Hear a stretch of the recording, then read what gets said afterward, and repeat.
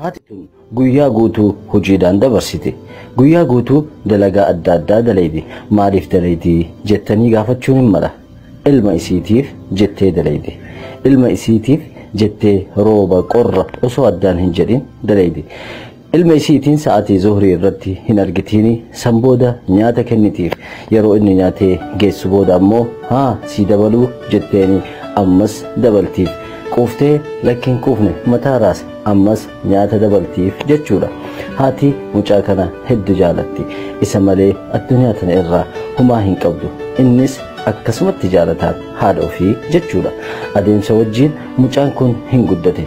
San booda haadha isaa wajjin yeroo nyaata sii dabalu hin barbaadu jedha.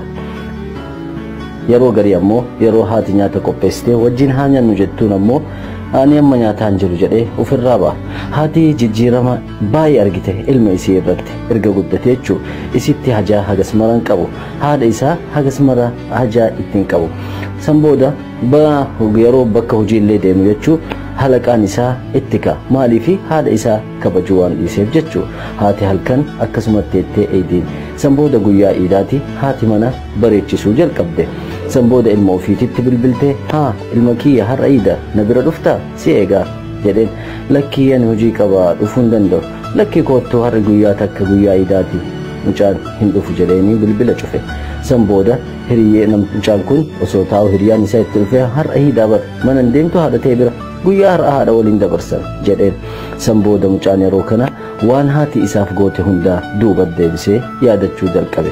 Yeroo haati uffata irraa dhiixu, yeroo haati nyaata dabalataa kennituufi, yeroo haati hojii ofii dhiiftee ilma isii kana wajjin nyaatuuf dhuftu jechuu kana hunda yaadate.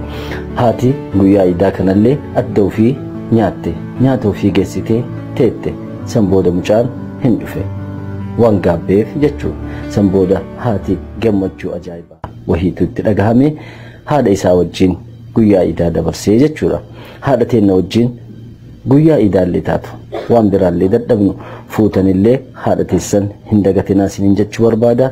Hojii qabaattanillee haadha teessan hin dagatinaa isiniin jechuu barbaada. Haati tadagatamtuu miti. Nagaatti. كني بتون انولد وانا بداخلك يا امي شفت عمري اللي جاي احلى عمر وانتي يمي وانتي حولي ومعاي وانا بداخلك يا امي شفت عمري اللي جاي احلى عمر وانتي يمي وانتي حولي ومعاي